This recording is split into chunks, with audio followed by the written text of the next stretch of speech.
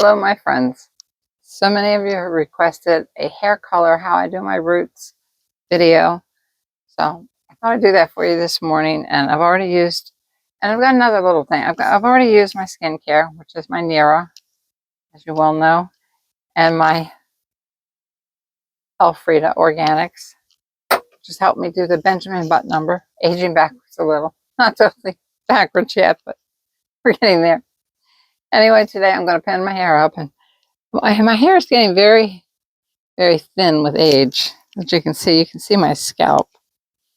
It's coming through everywhere. This gray comes through about twice.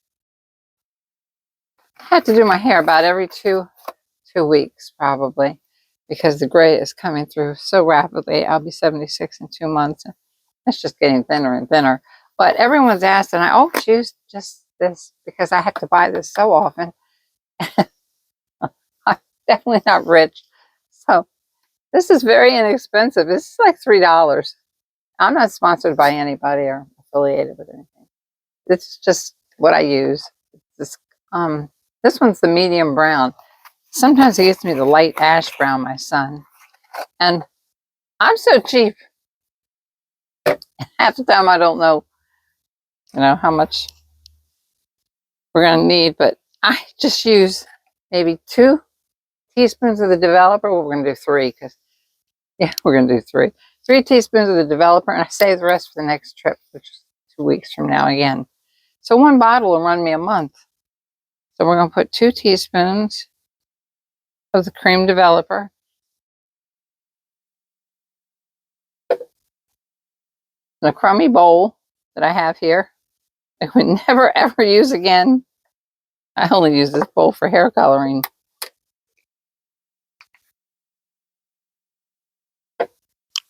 And today I also want to tell you, I'm going to do the same thing with the liquid. That was the cream developer. Now here's the liquid.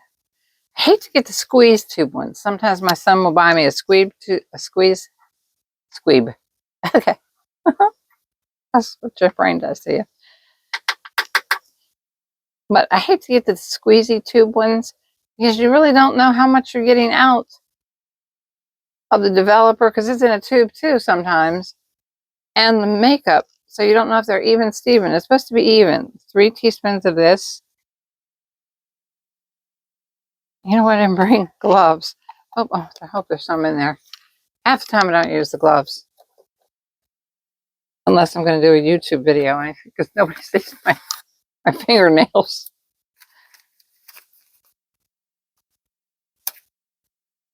But we'll put them on today, because I don't want you all to go around with nails that look like they've been dyed brown, because have been. I'm telling you, I'm trying to get my own fingernails back after so much putting on artificial fingernails for YouTube. And plus, they do make you feel rather young again. Oh my goodness, I've got some new clothing that I have got to show you. I worked, when I worked as a makeup artist, we had to wear high heels back in those days. I started off at Lancome and Estee Lauder and was trained by both of them. And I became the manager for Lancome. And you have to wear high heels. It's part of your job to wear high heels back in those days. And so I could literally run. I could come home from work, run do the laundry without even taking off my high heels. And we're talking the big 5 and 6 inch high heels. So my whole life I've loved. I think it makes you feel very, I hate to use the word sexy at my age, 76. Hard to be sexy, but it makes you feel very sexy to wear high heels. So I have been craving a pair of high heels, but I know what will happen to me. My son will be holding me up on one side and a cane on the other. That happens half the time anyway, when I'm tired and can't walk. But I have ordered the most beautiful pair of high heels that I can wear, and you can wear too. They don't have the square heel. They have this. Well, I'll show you next, because I've got some things I want to show you too. I'll show you the next time. It has a high heel, But at the very bottom of the high heel, it's that new style. It has a big, giant square at the very bottom, just at the bottom. So, and just beautiful. They just make you feel so elegant. I just can't wait to go somewhere to wear them as long as they don't fall. And then hip replacement surgery. So this is all mixed up. And Nero was kind enough to send me 2 of these giant clips, the square ones. I bent this one a little bit. But the elder, I want to get, I guess we'll do the front part first. I just want to get most of the blonde, keep it blonde, because you know what's going to happen. When I rinse this, when I rinse it out, it's going to run down the blonde anyway, and then make it a little darker blonde. That's what happens every time. And then my son has to go out and buy me one of these in the pale blonde. And I take little strips and put pale blonde streaks in. If that's happened, you know, this will turn my whole hair more brownish and get rid of the blonde. But also today I'm doing an experiment, and I want you to know if you want me to continue this. I have one side of my face, this side on my camera has wacky on this phone. It's doing things reversed and upside down occasionally. So I might turn upside down on you or sideways. I don't know. Anyway, the right side of my face is, I've just been on this Mac kick lately. I mean, they don't even know I exist. This Mac looks like a needle. I bought it quite a while back. You shoot it on your face. Seriously? Look, I'll show you. I already put some on. There you go. See the color of it? It's the NW35. How come blend in with gloves? But I already have some on my face anyway. We'll just blend it in with that. And then on the other side, I use those new sponges I showed you. I love them because they're not like the old sponges we've been using forever. They're like the really professional makeup artist sponges that we always use, but this time it's sponge instead of the puffs. The puff is shaped just like the puff, but a heck of a lot bigger. And it's the same thing as our sponges. You can use the point on it for under your eyes and your nose, and then the round part for your chin and all under here. Okay. Sorry, I just got a message over top of my phone. I couldn't read it all. I'm using the MAC cream to powder makeup. You can use this wet or dry. I've been putting it on with a wet sponge on this side of my face. Right down the dead center, from here to the nose, all the way down. So just kind of take a look at them, see which one you like better. This is a cream to powder. We're going to do this all week. We're going to experiment. Every day I'll try to do 2 to possibly 4, if my face doesn't fall off, to wash my face. Different makeups on each side of my face. And judging on my face is nothing like judging on a younger person's face, because our skin is a whole new experience when you turn in your 70s. And I'll be 76 in 2 months, as I've said. So anything you see on the young people doesn't really go for us. So we're going to do an experiment on me, see what you think looks good on me, see if it's inexpensive, if you like it. Pick one, see if you like it yourself. Try it yourself, or I'll try it again for you if you're really interested in it. Just text me and or comment, leave a comment, and I'll redo it again. Okay, so now we're going to put my hands into this hair color. And we're going to start here.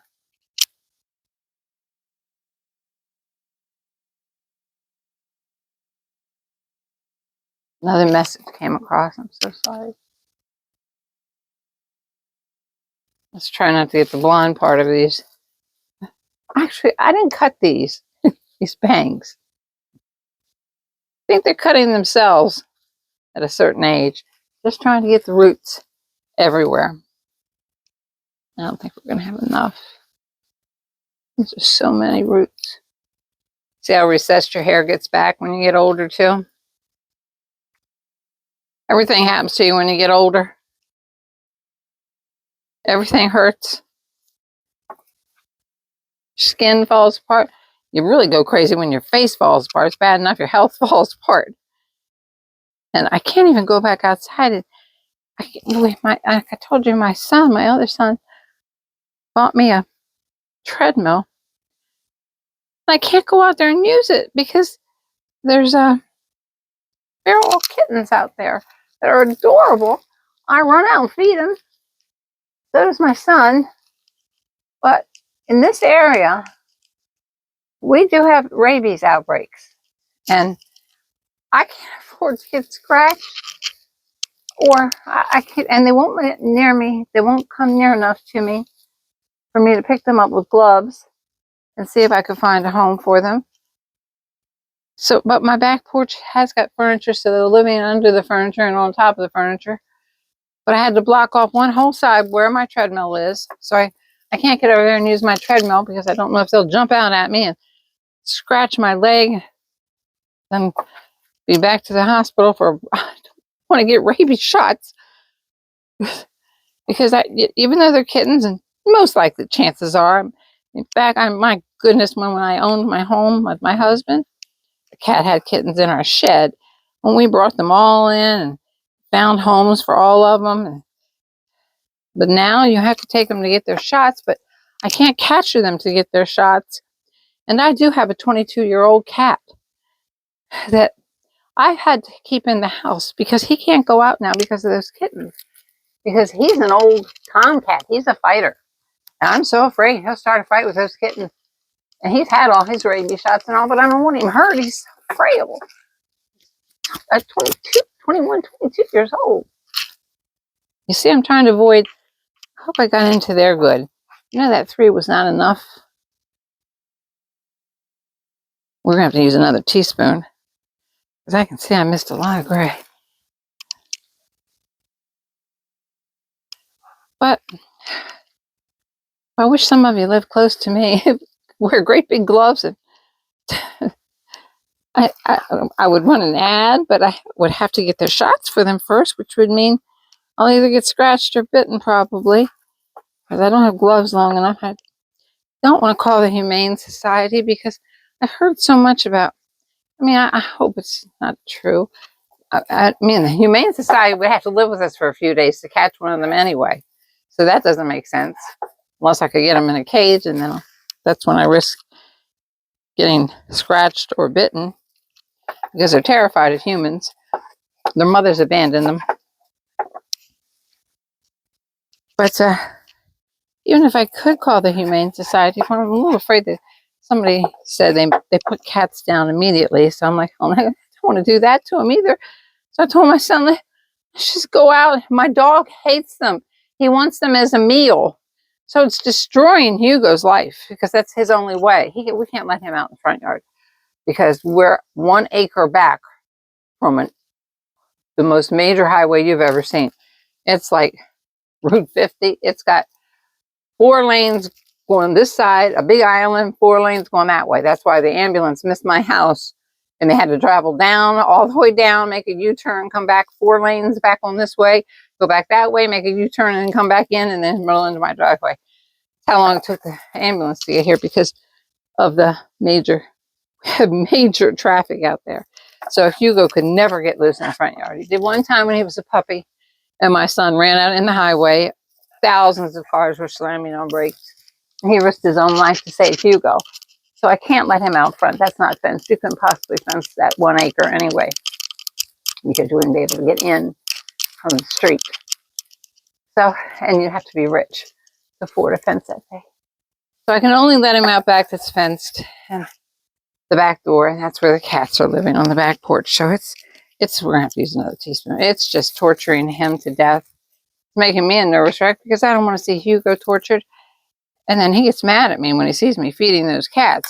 I'll run over, put a bowl of cat food down and water, and then run back in hoping they don't come out and scratch me, but they're so afraid they won't. But then Hugo's mad at me like, you're defiant. You can see, he looks at me like, what are you doing? Don't feed them. I want them to go away. It's just weird. That's just happened to us in the past, and we didn't have to worry about rabies. So back in the olden days, because I was born in the 40s, you just pick up cats, bring them in and keep them. Not now. You went in this area, in a rural area where we have 2 acres. The house next door to us, 2 acres down. That's why they can't hear me screaming or anything, because there's so much land between us.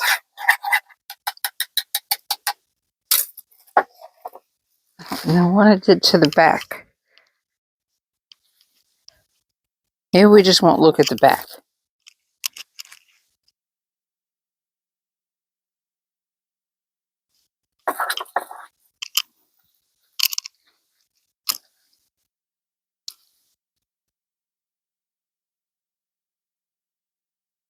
Let's see if I got in between there. I hope. I hope.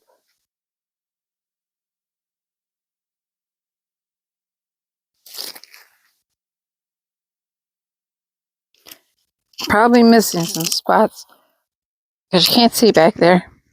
But I'm just trying to rub it into my scalp everywhere I can feel. And trying to avoid the mid shaft and the end of my hair.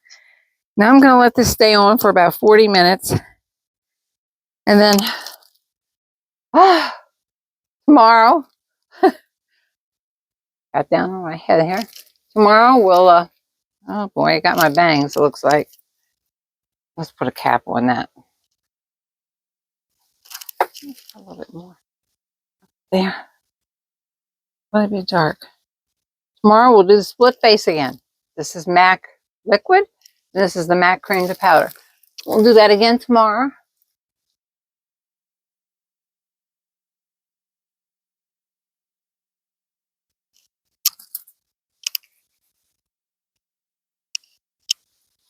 This is just stunning. Now you know how bent this is. Isn't this a stunning hairstyle? Nothing better to make a 76-year-old lady look cuckoo. God bless you. This is how I do my roots of my hair, the cheapskate way. This will be enough to run me 2 weeks from now again before I make my son go buy me another one, unless it turns it all brown. Let me take off the gloves. God bless you, and we'll do the double the makeup for mature women, especially over 50 or 60. 50 is young. My daughter's 58. I very rarely call her mature, but they do on YouTube. But she's 58 years old. Love each and every one of you. If you saw anything you liked, please hit the like, subscribe, and share. For some reason, share gives us more of the algorithm or something. It helps more with the algorithm. Something I don't understand. Love each and every one of you. Thank you so much for watching. Goodbye. Have a great week. Oh, well, we're going to come back this week. We're going to do it. Split face again. MAC cream, MAC liquid. Straight down the nose. Love you.